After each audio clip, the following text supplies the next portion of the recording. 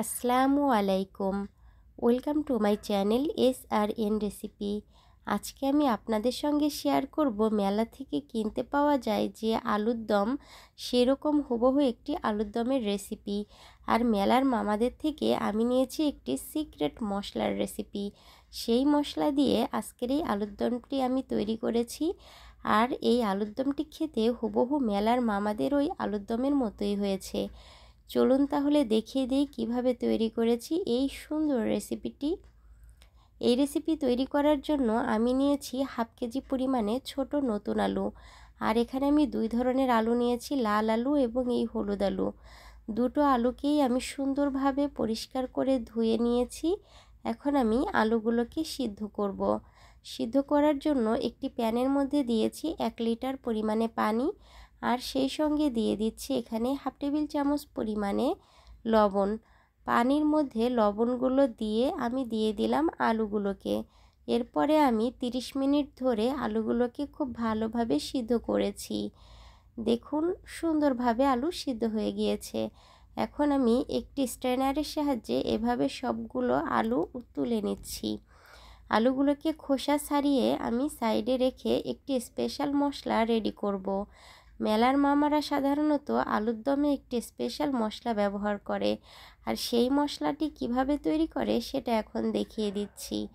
চুলায় একটি প্যান দিলাম। প্যানের মধ্যে দিয়েছি 1 টেবিল চামচ পরিমাণে জিরা, দুটো তেজপাতা ছিঁড়ে দিয়েছি, 2 টুকরো দারচিনি, দুটো শুকনো মরিচ এবং দিয়ে দিচ্ছি এখানে 1 টেবিল চামচ পরিমাণে পাঁচফোড়ন।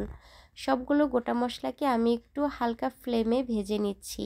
এখানে 3-4 মিনিট ধরে ভেজে নেবেন, বেশি পুড়িয়ে ফেলা যাবে না। সুন্দর একটা ঘ্রাণ বের হয়ে আসলেই চুলাটা বন্ধ করে দিয়ে অনবরত নেড়েচেড়ে এটাকে একটু মুচমুচো করে নিতে হবে। এরপরে ঠান্ডা করে একটি ব্লেন্ডারের জারের মধ্যে দিয়ে দিলাম এবং এটাকে আমি আধা ভাঙা করে ভেঙে নিব। একদম মিহি করে ভাঙা যাবে না। দেখেই হয়তো বুঝতে পেরেছেন কিভাবে ভেঙেছি। আলুগুলোর খোসা ছাড়ানো কমপ্লিট। এবার চলে এলাম রান্নায়। চুলায় একটি প্যান বসিয়ে প্যানে দিয়ে দিলাম এখানে 2 টেবিল চামচ পরিমাণে সয়াবিন তেল। তেলটা গরম হয়ে এসেছে, দিয়ে দিলাম 2টা এলাচ সুন্দর ঘ্রাণের জন্য। এরপরে দিয়ে দিচ্ছি আমি দুটো পেঁয়াজ কুচি। পেঁয়াজ কুচিটা দিয়ে হালকা একটু ভেজে নিয়েছি। এখানে 1 মিনিটের মতো ভাজলেই হবে। পেঁয়াজটাকে একটু আস্তে আস্তে রাখতে হবে, এখানে পেঁয়াজ পুড়িয়ে ভাজা যাবে না। এরপরে দিয়ে দিলাম হাফ টেবিল চামচ পরিমাণে লবণ। সেই সঙ্গে দিয়ে দিয়েছি 1 টেবিল চামচ পরিমাণে আদা এবং রসুন মিলিয়ে পেস্ট করা। মশলাগুলোকে একটু ভালো করে 1 মিনিট ধরে কষিয়ে নিয়েছি। মশলাটাকে আরেকটু ভালো করে কষিয়ে রান্না করার জন্য ব্যবহার করব 2 টেবিল চামচ পরিমাণে পানি। পানিটা দিয়ে ভালো করে আবারও একটু নেড়েচেড়ে মিশিয়ে নিচ্ছি। এই পর্যায়ে আমি কিছু গুঁড়ো মশলা ব্যবহার করব। প্রথমে দিয়ে দিচ্ছি 1 টেবিল চামচ পরিমাণে হলুদের গুঁড়া। সেই সঙ্গে দিয়ে দিচ্ছি এখানে আমি 1 টেবিল চামচ পরিমাণে লাল মরিচের গুঁড়া। আবারও মশলাগুলোকে একটু ভালো করে কষিয়ে নিব।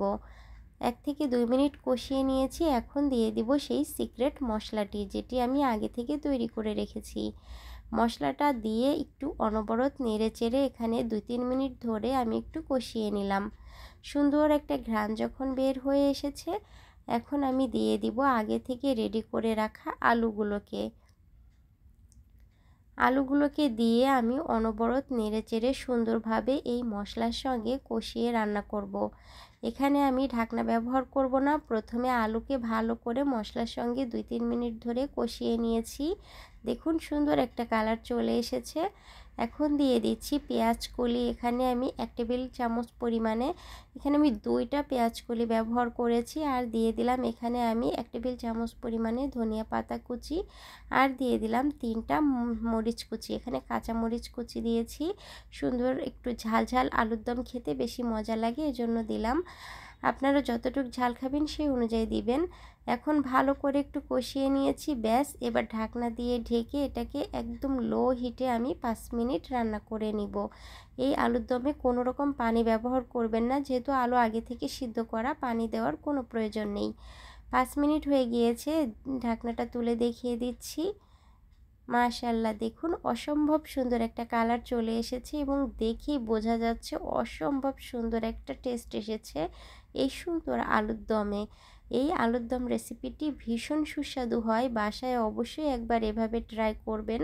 আমি একটি সার্ভিং বলে সার্ভ করে নিচ্ছি। সবগুলো আলুর দম আমি সুন্দরভাবে সাজিয়ে নিয়েছি। এখন এই আলুর দমটাকে স্পেশাল করার জন্য আমি 2-3টা ডিম সিদ্ধ করে নিয়েছি। আলুর দমের সাথে ডিম খেতে ভীষণ ভালো লাগে, তাই আমি আজকে ডিম দিয়ে সার্ভ করলাম। আপনারা আপনাদের ইচ্ছা অনুযায়ী যে কোনো কিছু দিয়েই আলুর দম খেতে পারেন, রুটি দিয়ে, পরোটা দিয়ে, ডিম দিয়ে, যেভাবে ইচ্ছা খেতে পারেন। ভীষণ সুস্বাদু হয় এই আলুর দম।